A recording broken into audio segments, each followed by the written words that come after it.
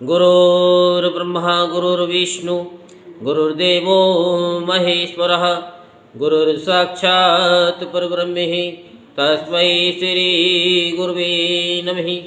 ओम गजाननं भूतगणातिसेवितं कपितजम्बुफलचारुभक्षणं उमासुतं शोकविनाशकारिकं नमामि विघ्नेश्वरपादपङ्कजम्। ओम श्री शाम शिवाय नमः। ओम श्री शाम शिवाय नमः। ओम श्री शाम शिवाय नमः। ओम श्री शाम शिवाय नमः। आज हम आपको शिव महापुराण की कथा को सुनाएंगे, जिसमें बाणासुर का तांडव वन नृत्य द्वारा भगवान शिव को प्रसन्न करना और शिव द्वारा उसे अनेक मनो अभिलषित वरदानों की प्राप्ति और बाणासुर कृत शिव स्तुति के बारे में आपको कथा सुनाते हैं। जो शिव पुराण की कथा को संपूर्ण सुनते हैं उनकी सभी मनोकामनाएं भोले बाबा पूर्ण करते हैं और सभी कष्टों को भोले बाबा दूर कर देते हैं। नारद जी बोले कि हे महामुनि, भार्या सहित अनिरुद्ध तथा श्री कृष्ण के द्वारकापुरी में चले जाने पर बाणासुर ने क्या किया, आप कहिए। सनत कुमार बोले, भार्या सहित अनिरुद्ध तथा श्री कृष्ण के द्वारका चले जाने पर बाणासुर मन ही मन अपने अज्ञान का स्मरण करता हुआ अत्यंत दुखी हुआ। तब शिवजी के गण नंदी ने रक्त से संलिप्त शरीर वाले पश्चाताप युक्त तथा दुखी दैत्य बाणासुर से कहा। नंदीश्वर बोले, हे शिव के भक्त बाणासुर, तुम दुखी न हो। भगवान शिवजी भक्तों पर कृपा करने वाले भक्त वत्सल नामधारी हैं।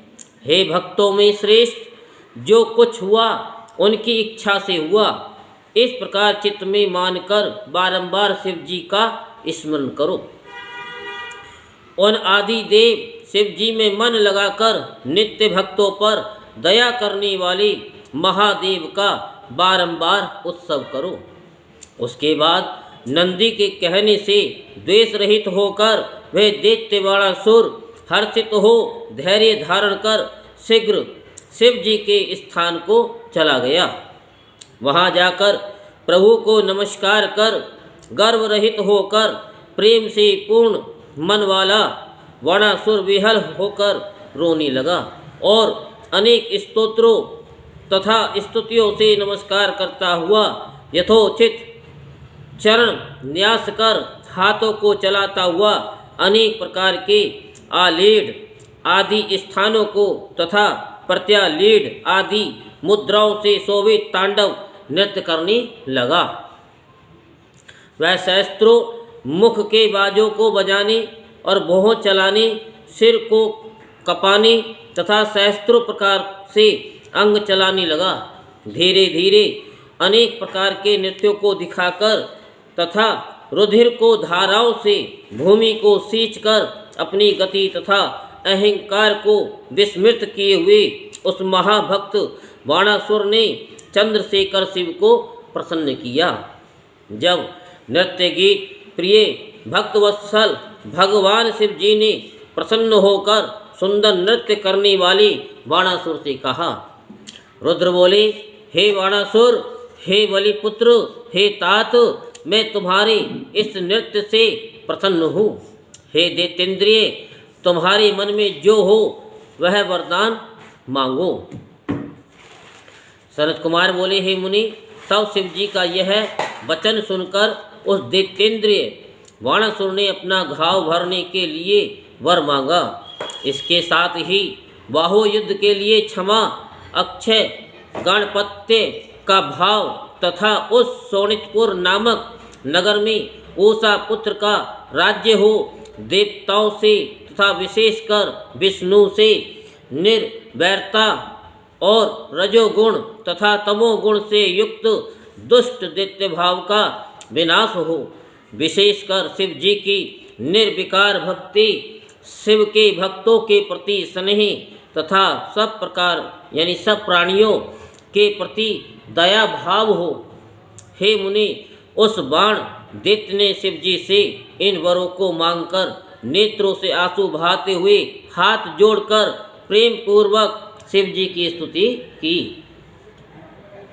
बाणासुर बोला, हे देव, हे महादेव, हे शरणागत वत्सल, हे महेश्वर, हे दीन बंधु, हे दयानिधि, मैं आपको नमस्कार करता हूँ। हे कृपा सागर, हे शंकर, हे प्रभु, आपने मुझ पर बड़ी कृपा की। आपने प्रसन्न होकर मेरा गर्व दूर कर दिया।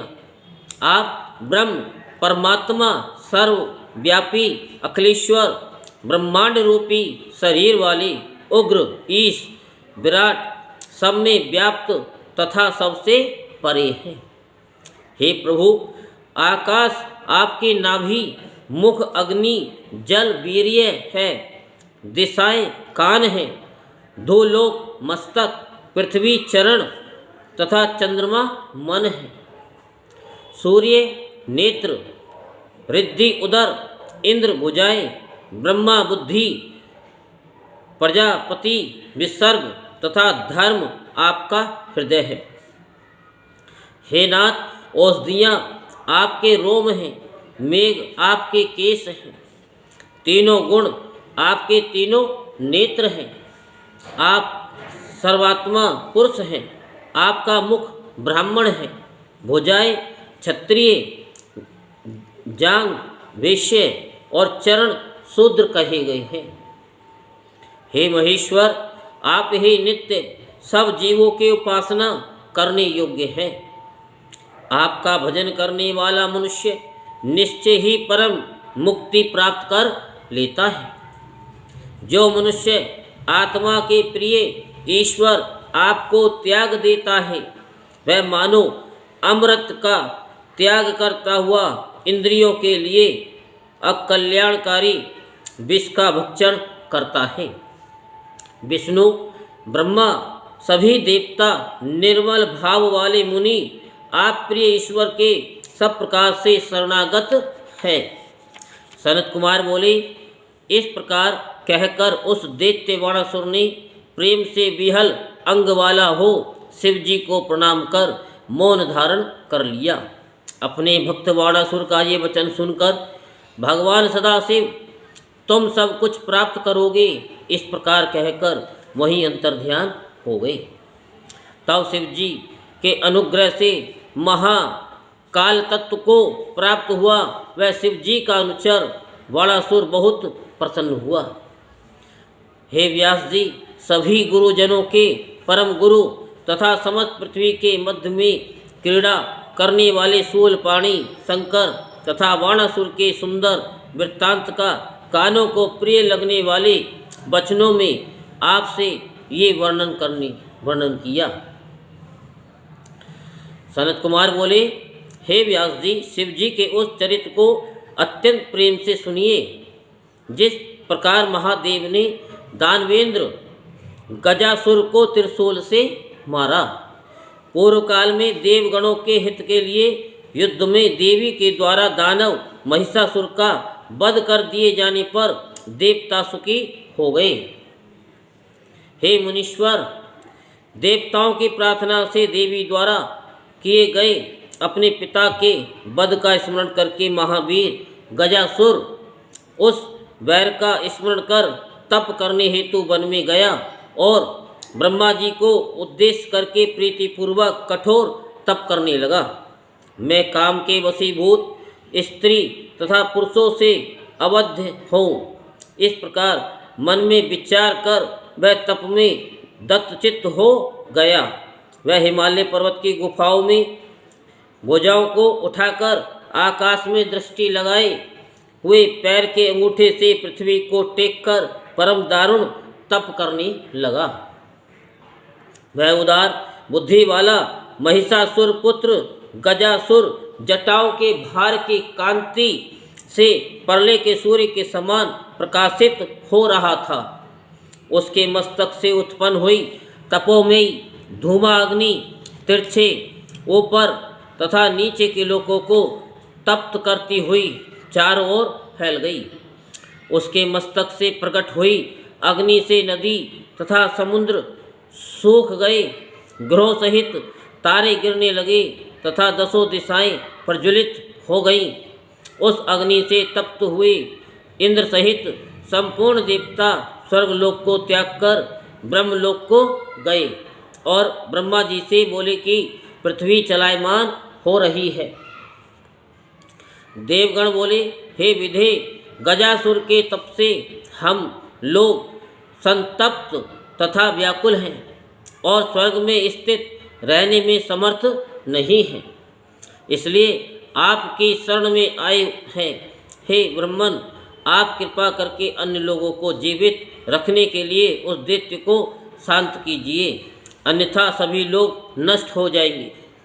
हम लोग सत्य सत्य कह रहे हैं। इस प्रकार इंद्र आदि देवों तथा भृगु, दक्ष आदि से प्रार्थित हुए ब्रह्मा जी उस दैत्येंद्र के आश्रम पर गए। आकाश में मेघों से ढके हुए सूर्य के समान लोगों को तपाते हुए उसको देखकर विस्मित हो ब्रह्मा जी हंसते हुए कहा। ब्रह्मा जी ने हंसते हुए कहा। ब्रह्मा जी बोले कि हे दैत्येंद्र, हे महेश पुत्र, हे तात, उठो उठो, तुम्हारा तप सिद्ध हुआ है। मैं तुम्हें वर देने के लिए आया हूँ। अपनी इच्छा के अनुकूल वर मांगो। सनत कुमार बोले, उस दैत्येंद्रिय गजासुर ने उठकर अपने नेत्रों से विभु ब्रह्मा जी को देखते हुए प्रसन्न होकर वर मांगने के लिए गदगद वाणी से कहा। गजासुर बोला, हे देव देवेश, आपको नमस्कार है। यदि आप मुझे वर दे रहे हैं तो मैं काम के वशीभूत स्त्री पुरुषों से अबद्ध हो जाऊं। हे विभु, मैं महाबलवान, वीरवान तथा देवता आदि से सदा अजय और संपूर्ण लोकपालों की समस्त संपत्ति को भोगने वाला हो। सनत कुमार बोले, इस प्रकार उस दैत्य के वर मांगने पर उसके तप से प्रसन्न हुए ब्रह्मा जी ने उसे अति दुर्लभ वरदान दिया। इस प्रकार वह महिषासुर पुत्र गजासुर वर पाकर अति प्रसन्न चित्त होकर अपने स्थान को चला गया। तदुपरांत संपूर्ण दिशाओं तथा तीनों लोकों को जीतकर एवं देवता, असुर, मनुष्य, इंद्र, गंधर्व, गरुड़ और सर्प आदि को भी जीतकर उन्हें अपने वश में करके संसार को जीतने वाले उस दैत्य ने तेज सहित लोकपालों के स्थानों का हरण कर लिया। देवोत्थान की शोभा से युक्त साक्षात विश्वकर्मा द्वारा निर्मित किए गए स्वर्ग स्थित महेंद्र ग्रह में वह निवास करने लगा। महाबली, महामना तथा लोगों को जीतने वाला और कठोर शासन वाला वह दैत्य पीड़ित हुए देवताओं से अपने दोनों चरणों में प्रणाम कराते हुए महेंद्र के उस घर में विहार करने लगा। इस प्रकार जीती हुई दिशाओं का एकमात्र स्वामी अजितेंद्रिय वह दैत्य प्रिय विषयों को लोलुपता से भोगता हुआ तृप्त न हुआ। इस प्रकार ऐश्वर्य से उन्मत्त, अहंकारी तथा शास्त्रों का उल्लंघन करने वाली उस दैत्य को बहुत समय बीत जाने पर पाप बुद्धि उदित हुई। देवगणों को पीड़ा देने वाला महिषासुर का वह पुत्र पृथ्वी पर श्रेष्ठ ब्राह्मणों तथा तपस्वियों को अत्यधिक कलेश देने लगा। वह दुष्ट बुद्धि दैत्य पहले के बैर भाव का स्मरण करता हुआ देवताओं तथा सभी परमर्थों को और विशेषकर धर्मात्माओं को अति कष्ट देने लगा। हे तात, एक समय वह महाबली दैत्य गजासुर शिव जी की राजधानी काशी को गया। हे मुनि, उस समय दैत्येंद्र के आने पर आनंद वन में निवास करने वालों का रक्षा करो, रक्षा करो, इस प्रकार का महाशब्द होने लगा। जिस समय अपने वीर्य और मद से उन्मत्त हुआ महिषासुर का पुत्र सभी परमर्थों को पीड़ित करता हुआ नगरी में आया, उसी समय गजासुर से पराजित हुए इंद्र आदि सभी देवता शिव जी की शरण में गए। और आदर से प्रणाम कर उनकी स्तुति करने लगे। उन्होंने काशी में उस दैत्य के आगमन तथा विशेषकर वहाँ रहने वाले शिव भक्तों का अति दुख भी निवेदन किया। देवगण बोले, हे देव देव, हे महादेव, आपकी नगरी में आया हुआ दैत्य गजासुर आपके भक्तजनों को कष्ट दे रहा है। अतः हे कृपा निधि, आप उसका वध करें।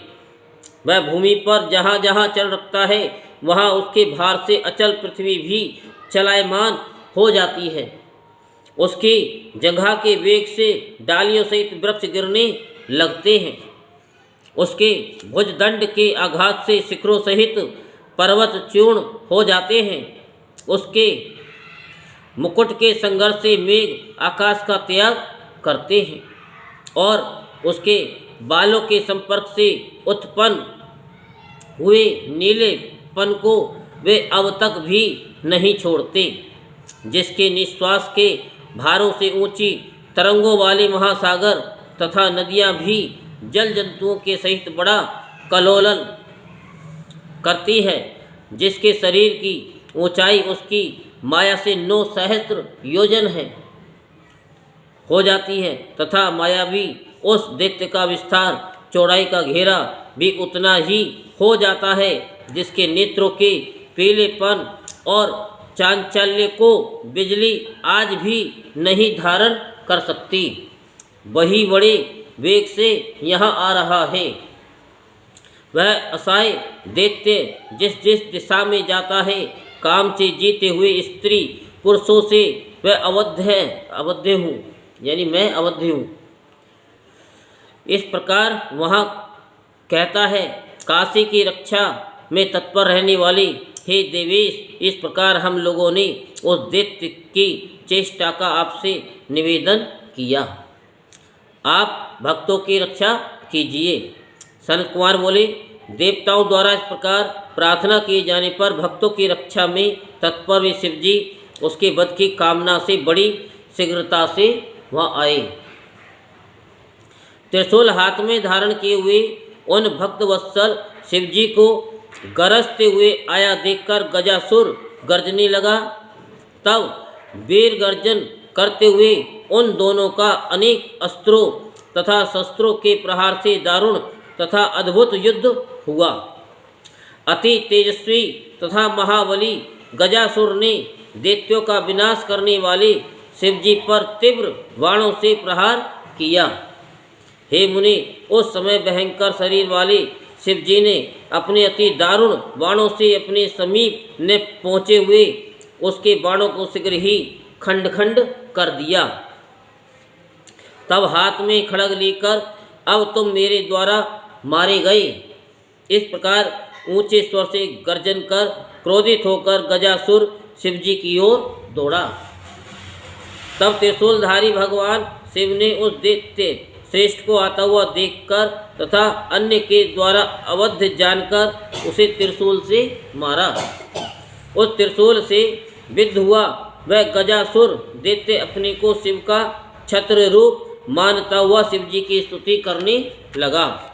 गजासुर बोला, हे देव देव, हे महादेव, मैं सब प्रकार से आपका भक्त हूँ। हे त्रिशूल, मैं कामदेव का नाश करने वाले आप देवेश को जानता हूँ। हे अंधकारी, हे महेशान, हे त्रिपुरांतक, हे सर्वज्ञ, आपके हाथ से मेरा वध परम कल्याणकारी हुआ। हे कृपालु, हे मृत्युंजय, मैं कुछ निवेदन करना चाहता हूँ, उसे सुनिए। मैं सत्य ही कहूँगा, असत्य नहीं। आप विचार कीजिए, एकमात्र आप संसार के वंदनीय हैं तथा संसार के ऊपर स्थित हैं। समय से सभी को मरना है, परंतु ऐसी मृत्यु कल्याण के निमित्त ही होती है। सनत कुमार बोले, उसका ये वचन सुनकर दयानिधि शिवजी ने हंसकर महिषासुर के पुत्र गजासुर से कहा। ईश्वर बोले, हे महापराक्रम निधे, हे दानवोत्तम, हे श्रेष्ठ मति वाले, हे गजासुर, मैं प्रसन्न हूँ, अपने अनुकूल वर मांगो। सनत कुमार बोले कि वर देने वाले शिवजी, का ये वचन सुनकर दानवेंद्र गजासुर ने प्रसन्नचित होकर कहा। गजासुर बोला कि हे महेशान, हे दिगंबर, यदि आप प्रसन्न हैं तो अपने त्रिशूल की अग्नि से पवित्र किए हुए मेरे इस देह चर्म को नित्य धारण कीजिए। अपने प्रमाण वाले कोमल स्पर्श वाले युद्ध क्षेत्र में समर्पित किए गए देखने योग्य महादिव्य निरंतर सुखदायक मेरे चर्म को धारण कीजिए। ये चर्म सदा सुगंध युक्त, अति कोमल, निर्मल तथा अति शोभायमान हो। हे विभु, तेज धूप तथा अग्नि की लपट को बहुत देर तक प्राप्त करके भी पवित्र सुगंध निधि के कारण मेरा ये देह चर्म भस्म न हो। हे दिगंबर, यदि मेरा ये चर्म पुण्य में नहीं होता तो युद्ध स्थल में आपके अंग के साथ इसका संग कैसे होता। हे शिव जी, यदि आप प्रसन्न हैं तो मुझे दूसरा वर दीजिए।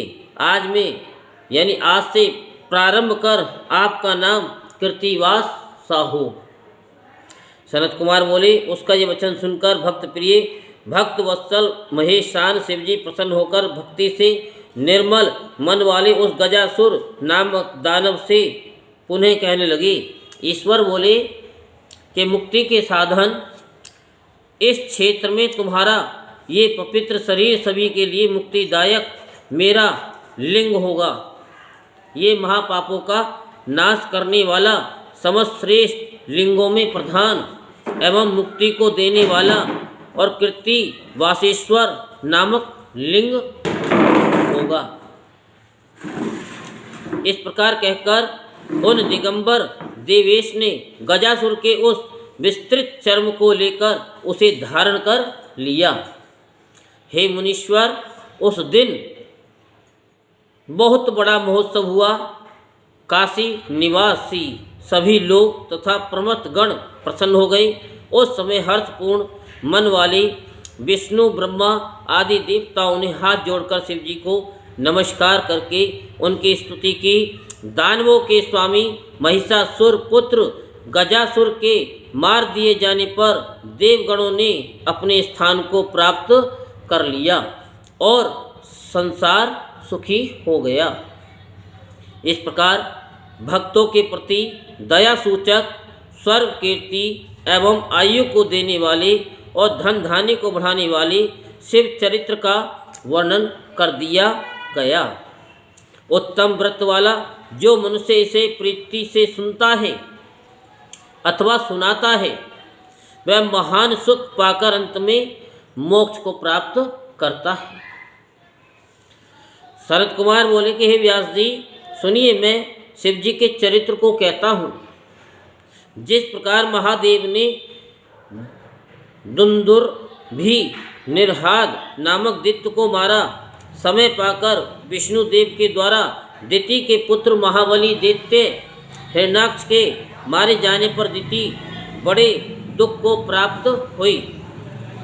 तब प्रहलाद के मामा दुंदु भी निर्हलाद नामक देव दुखदाई दुष्ट दैत्य ने उस दुखित दिति को आश्वासन योग्य वाक्यों से धीरज बंधाया। इसके बाद वह मायावी दैत्यराज दिति को आश्वासन देकर देवताओं को किस प्रकार जीता जाए ऐसा उपाय सोचने लगा। दैत्यों के शत्रु देवताओं ने विष्णु के द्वारा कपटपूर्वक भाई सहित महान असुर वीर हिरण्याक्ष को मरवा दिया। देवताओं का बल क्या है, उनका आहार क्या है, उनका आधार क्या है और वे मेरे द्वारा किस प्रकार जीते जा सकते हैं, ऐसा उपाय वे सोचने लगा। इस प्रकार अनेक बार विचार कर निश्चित तत्व को जानकर उस दैत्य ने निष्कर्ष निकाला कि इस विषय में मेरे विचार से ब्राह्मण ही कारण है। तब देवताओं का शत्रु महादुष्ट दैत्य दुंदुभि ने हरलाद बारंबार ब्राह्मणों को मारने के लिए दौड़ा। देवता यज्ञ के भोगी हैं, यज्ञ वेदों से संपन्न है। वे वेद ब्राह्मणों के आधार पर है, अतः ब्राह्मण ही देवताओं के बल हैं। संपूर्ण वेद तथा इंद्र आदि देवता ब्राह्मणों पर आधारित तथा ब्राह्मणों के बल वाले हैं। यह निश्चय है, इसमें कुछ विचार नहीं करना चाहिए। ये ब्राह्मण नष्ट हो जाए तो वेद स्वयं नष्ट हो जाएंगे, अतः उन वेदों के नष्ट हो जाने पर देवता स्वयं भी नष्ट हो जाएंगे। यज्ञों का नाश हो जाने पर देवता भोजन से रहित होकर निर्मल हो जाने से सुगमता से जीते जाएंगे, और इसके बाद देवताओं के पराजित हो जाने पर मैं ही तीनों लोकों में माननीय हो जाऊंगा। देवताओं की अक्षय संपत्तियों का हरण कर लूँगा और निष्कंटक राज्य में सुख भोगूंगा। इस प्रकार निश्चय कर वह दुर्बुद्धि खल फिर विचार करने लगा कि ब्रह्म तेज से युक्त वेदों का अध्ययन करने वाले तथा तप तथा बल से पूर्ण अधिक ब्राह्मण कहाँ हैं। बहुत से ब्राह्मणों का स्थान निश्चय ही काशीपुरी है। सर्वप्रथम उस नगरी को ही जीत कर फिर दूसरे तीर्थों में जाऊंगा। जिन जिन तीर्थों में तथा जिन जिन आश्रमों में जो ब्राह्मण हैं उन सब का भक्षण कर जाऊंगा। ऐसा अपने कुल के योग्य विचार कर वह दुराचारी तथा मायावी दुंदुम भी निर्लहाद काशी में आकर ब्राह्मणों को मारने लगा। समिधा तथा कुशाओं को लाने के लिए ब्राह्मण जिस वन में जाते थे वहीं पर वह दुष्टात्मा उन सभी का भक्षण कर लेता था। जिस प्रकार उसे कोई न जाने इस प्रकार वह वन में वनेचर होकर तथा जलाशय में जल जंतु रूप होकर छिपा रहता था। इसी प्रकार अदृश्य रूप वाला वह मायावी देवगणों से भी अगोचर होकर दिन में मुनियों के मध्य मुनि होकर ध्यान में तत्पर रहता था। पर्णशालाओं के प्रवेश तथा निर्गम को देखता हुआ वे दैत्य रात्रि में व्याघ्र रूप से बहुत से ब्राह्मणों का भक्षण करता था। वह निशंक होकर ऐसा भक्षण करता कि अस्थि तक को नहीं छोड़ता था। इस प्रकार उस दुष्ट ने बहुत से ब्राह्मणों को मार डाला। एक समय शिवरात्रि में एक शिव भक्त अपने उटज में देवों के देव शिव की पूजा करके ध्यान में लीन हुआ। तब उस दैत्येंद्र दुंदो भी ने हलाद ने बल से दर्पित होकर व्याघ्र का रूप धारण कर उसे भक्षण करने की इच्छा की। तब ध्यान करते हुए शिव जी के अवलोकन में दृढ़ चित्त होकर अस्त्र मंत्रों का विन्यास करने वाले उस भक्त को भक्षण करने में वह समर्थ न हुआ। सर्वव्यापी शिव ने उसके आशय को जानकर उस दुष्ट रूप दैत्य का वध करने की इच्छा की। जब उसने व्याघ्र रूप से भक्त ब्राह्मण को ग्रहण करना चाहा, तभी संसार की रक्षा रूप मणि 3 नेत्रों वाले तथा भक्तों की रक्षा करने में प्रवीण बुद्धि वाले शिवजी प्रकट हुए। भक्त से पूजित उस लिंग से प्रकट हुए शिवजी को देखकर वह दैत्य फिर उसी रूप से पर्वत के समान हो गया। जब उसने सर्वज्ञ शिवजी को अवज्ञा सहित आया हुआ देखा, तब वह व्याघ्र रूपी दुष्ट दैत्य उनकी ओर झपटा। इतने में ही उसे पकड़कर भगवान ने अपनी काख में दबा लिया तथा भक्त वत्सल शिवजी ने वज्र से भी अति कठोर मुष्टि से उस व्याघ्र के सिर पर प्रहार किया। उस मुष्टि के आघात से तथा काख में पीसे जाने से दुखी हुआ वह व्याघ्र अति नाद से आकाश और पृथ्वी को भरता हुआ मर गया। उसके रोदन के महान नाद से व्याकुलचित हुए तपस्वी लोग उसके शब्द का अनुसरण करते हुए रात्रि में वहां आए।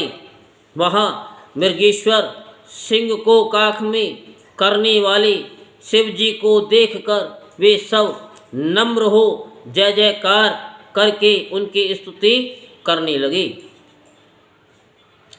ब्राह्मण बोले कि हे जगत गुरु, हे ईश्वर, कठिन उपद्रव से रक्षा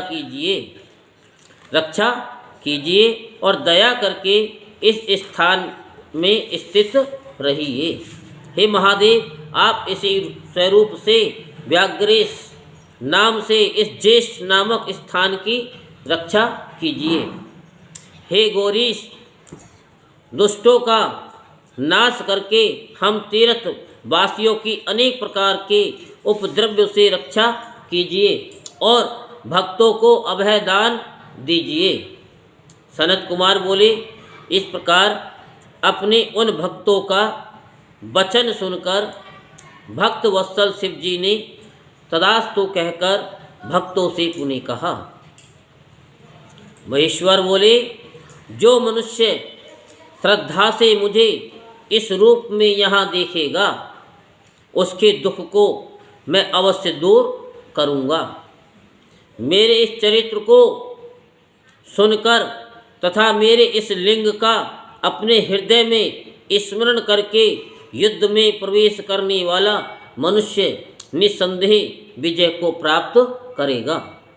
इसी अवसर पर इंद्र आदि समस्त देवता उत्साहपूर्वक जय जयकार करते हुए वहाँ आए। देवताओं ने अंजलि बांधकर कंधा झुकाकर प्रेम से शिव जी को प्रणाम कर मधुर वाणी से भक्तवत्सल महादेव की स्तुति की। देवगण बोले, हे देवों के स्वामी, हे प्रभु, हे प्रणतों का दुख हरने वाले, आपने इस दुंदुभी निह्लाद के वध से हम सब देवगणों की रक्षा की। हे भक्तवत्सल, हे देवेश, हे सर्वेश्वर, हे प्रभु, आपको सदा भक्तों की रक्षा करनी चाहिए तथा दुष्टों का वध करना चाहिए। उन देवताओं का ये वचन सुनकर परमेश्वर ने ऐसा ही होगा ये कहकर प्रसन्न हो उस लिंग में प्रवेश किया। तब विस्मित हुए देवता अपने अपने धाम को चले गए तथा ब्राह्मण भी बड़े हर्ष के साथ यथेष्ट स्थान को चले गए। जो मनुष्य व्याघ्रेश्वर संबंधी इस चरित्र को सुनता है अथवा सुनाता है, पढ़ता है अथवा पढ़ाता है, वह संपूर्ण मनोवांछित कामनाओं को प्राप्त कर लेता है तथा सभी दुखों से रहित होता है और रहित होता हुआ मोक्ष को प्राप्त करता है। ये अनुपम शिव लीला के अमृताक्षर वाला इतिहास स्वर्गदायक कीर्ति को बढ़ाने वाला, पुत्र पौत्र को बढ़ाने वाला, अतिशय भक्ति को देने वाला, धन्य शिव जी की प्रीति को देने वाला, कल्याणकारी, मनोहर, परम ज्ञान को देने वाला और अनेक प्रकार के विकारों को दूर करने वाला है। सनत कुमार बोले कि हे व्यास जी, अब आप प्रेम पूर्वक शिव जी के उस चरित्र को सुनिए जिस प्रकार उन्होंने संकेत द्वारा दैत्य को बताकर अपनी प्रिया से उस दैत्य का वध कराया था। पूर्व समय में विदल तथा उत्पल नामक दो महाबली दैत्य थे। वे दोनों ही ब्रह्मा जी के वर से मनुष्यों से वध न होने का वर पाकर बड़े पराक्रमी तथा अभिमानी हो गए थे। हे ब्रह्मन, उन दैत्यों ने अपनी भुजाओं के बल से तीनों लोकों को तृणवत कर दिया तथा संग्राम में संपूर्ण देवताओं को जीत लिया।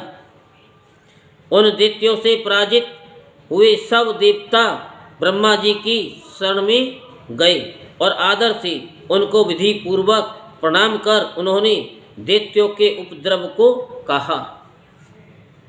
तब ब्रह्मा जी ने उनसे ये कहा कि ये दोनों दैत्य निश्चय ही पार्वती जी द्वारा मारे जाएंगे।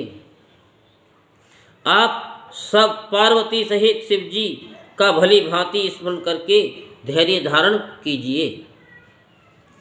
देवी सहित भक्तवत्सल तथा कल्याण करने वाले वे परमेश्वर बहुत शीघ्र ही आप लोगों का कल्याण करेंगे। सनत कुमार बोले, तब देवताओं से ऐसा कहकर वे ब्रह्मा जी शिव का स्मरण करके मौन हो गए और वे देवता भी प्रसन्न होकर अपने अपने लोक को चले गए। तत्पश्चात शिव जी की प्रेरणा से देव ऋषि नारद जी ने उनके घर जाकर पार्वती जी की सुंदरता का वर्णन किया। तब नारद जी का वचन सुनकर माया से मोहित, विषयों से पीड़ित तथा पार्वती का हरण करने की इच्छा वाले उन दोनों दैत्यों ने मन में विचार किया कि प्रारब्ध के उदय होने के कारण हम दोनों को वह पार्वती कब और कहाँ मिलेंगी। किसी समय शिव जी अपनी लीला से विहार कर रहे थे।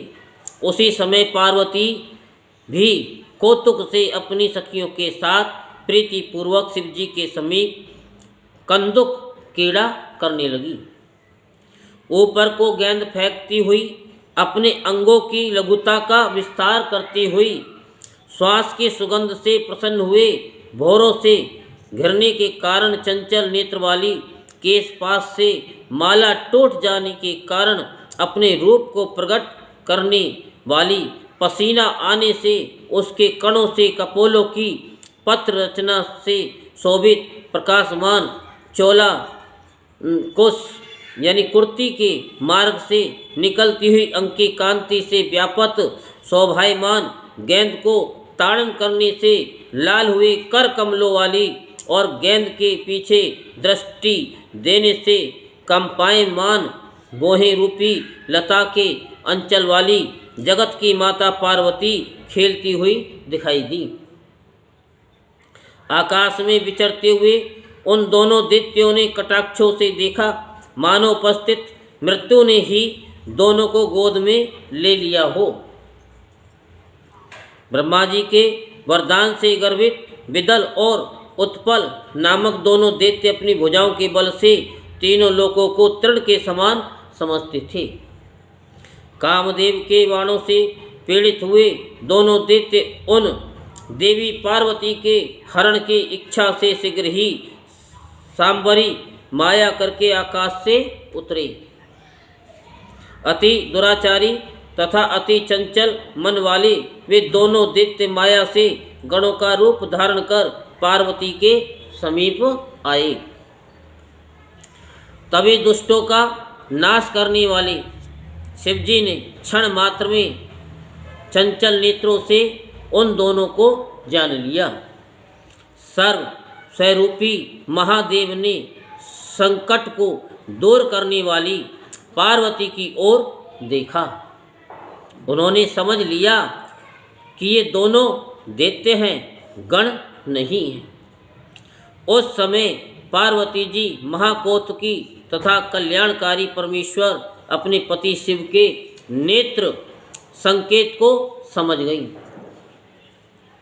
उस नेत्र संकेत को जानकर शिव जी की अर्धांगिनी पार्वती ने सहसा उसी गेंद से उन दोनों पर एक साथ प्रहार कर दिया। तब महादेवी पार्वती के गेंद से प्रताड़ित हुए महाबलवान वे दोनों दुष्ट घूम घूम कर उसी प्रकार गिर पड़े जिस प्रकार वायु के वेग से ताड़ के वृक्ष के गुच्छे से पके हुए फल तथा वज्र के प्रहार से सुमेरु पर्वत के शिखर गिर जाते हैं। कुत्सित कर्म में प्रवृत्त हुए उन दैत्यों को मारकर वह गेंद लिंग स्वरूप को प्राप्त हुआ। उसी समय से वह लिंग कंदुकेश्वर नाम से प्रसिद्ध हो गया। सभी दोषों का निवारण करने वाला वह लिंग ज्येष्ठेश्वर के समीप है। इसी समय शिव को प्रकट हुआ जानकर विष्णु, ब्रह्मा आदि सब देवता तथा ऋषिगण वहाँ आए। इसके बाद संपूर्ण देवता तथा काशी निवासी शिवजी से वरों को पाकर उनकी आज्ञा से अपने स्थान को चले गए। पार्वती सहित महादेव जी को देखकर उन्होंने अंजलि बांधकर प्रणाम कर भक्ति और आदर पूर्वक मनोहर वाणी से उनकी स्तुति की। हे व्यास जी, उत्तम विहार को जानने वाले भक्तवत्सल शिवजी पार्वती के साथ क्रीड़ा करके प्रसन्न होकर गणों सहित अपने लोक को चले गए। काशीपुरी में कंदुकेश्वर नामक लिंग दुष्टों को नष्ट करने वाला और भोग और मोक्ष को देने वाला तथा निरंतर सत्पुरुषों की कामना को पूर्ण करने वाला है। जो मनुष्य इस अद्भुत चरित्र को प्रसन्न होकर सुनता या सुनाता है, पढ़ता है या पढ़ाता है, उसको दुख और भय नहीं होता। वह इस लोक में सब प्रकार के उत्तम सुखों को भोगकर परलोक में देवगणों के लिए भी दुर्लभ दिव्य गति को प्राप्त करता है। हे तात, भक्तों पर कृपालुता का सूचक, सज्जनों का कल्याण करने वाला तथा परम अद्भुत शिव पार्वती का ये चरित्र मैंने आपसे कहा। ब्रह्मा जी बोले, हे नारद, इस प्रकार शिव जी के चरित्र का वर्णन कर उन व्यास जी से अनुज्ञा लेकर और उनसे वंदित होकर मेरे श्रेष्ठ पुत्र सनत कुमार आकाश मार्ग से शीघ्र ही काशी को चले गए। हे मुनि श्रेष्ठ, रुद्र संहिता के अंतर्गत सब कामनाओं और सिद्धियों को पूर्ण करने वाले इस युद्ध खंड का वर्णन मैंने आपसे किया। शिव को अत्यंत संतुष्ट करने वाली तथा भुक्ति मुक्ति को देने वाली इस संपूर्ण रुद्र संहिता का वर्णन मैंने आपसे किया। जो मनुष्य शत्रु बाधा का निवारण करने वाली इस रुद्र संहिता को नित्य पढ़ता है, वह संपूर्ण मनोरथों को प्राप्त करता है और उसके बाद मुक्ति को प्राप्त कर लेता है। सो जी बोले, इस प्रकार ब्रह्मा के पुत्र नारद जी अपने पिता से शिव जी के परम यश तथा शिव के सतनामों को सुनकर कृतार्थ एवं शिवानुगामी हो गए। मैंने ये ब्रह्मा और नारद जी का संपूर्ण संवाद आपसे कहा। शिव जी संपूर्ण देवताओं में प्रधान हैं। अब आप और क्या सुनना चाहते हैं? क्योंकि यहाँ पर श्री शिव महापुराण का प्रथम खंड पूर्वार्ध संपूर्ण होता है। आज शिव पुराण की ये जो कथा का जो प्रथम भाग है, आज भोले बाबा की कृपा से संपूर्ण हुआ पहला भाग। इसका मतलब है कि आपके आधे कष्ट दूर हो गई और आधी संपत्ति आपके पास में भोले बाबा की कृपा से आपके पास में आ गई। और इससे आगे की कथा शिव पुराण का भाग सेकंड कल हम आपको सुनाएंगे। बोलो शंकर भगवान की। हर हर महादेव, हर हर महादेव, हर हर महादेव, हर हर महादेव, हर हर